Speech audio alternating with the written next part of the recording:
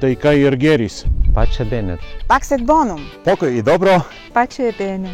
Taika ir gėris. Mes pranciškoniškoji šeima iš tikrųjų labai mylim savo charizmą ir savo dvasingumą ir todėl norim pasidalinti juos su jumis. Pranciškoniškoji šeima šiais metais švenčia Šventojo Pranciškaus kūrinijos giesmės 800 metų jubiliejų. Šie metai yra Saulės giesmės metai, kuris atsispindi labai gražiai pranciškoniškasis dvasingumas, pranciškaus meilė gamtai, Dievo meilė žmogui, kuris palieka savo kūrinyje. Kviečiam kartu švęsti 800 metų jubiliejų nuo to laiko, kai Šventasis Pranciškus parašė kūrinijos giesmę, kurioje į kūrinyje kviečia žvelgti visiškai kitaip, krikščioniškai, katalikiškai, pranciškoniškų būdu, matyti visą tai, kas mūsų supa aplinkui. Kviečiame dalyvauti šlovinimo giesmės konkurse, garbinkite ir šlovinkite mano viešpatį. Šlovinkime viešpatį širdimis ir lūpomis, dėkodami už visas jo geradarybės.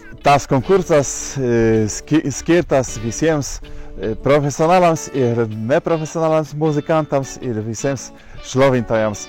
Labai kviečiame dalyvauti. Baigiamasis ir apdovanojimų renginys bus rugsėjo 27 dieną Vilniaus Bernardinų bažnyčioje. Kviečiame atvykti renginį ir geriau pažinti visą pranciškoniškąją šeimą Lietuvoje. Kviečiame visus dalyvauti rugsėjo 27 dieną Vilniuje Bernardinų bažnyčioje mūsų šeimos šventėje.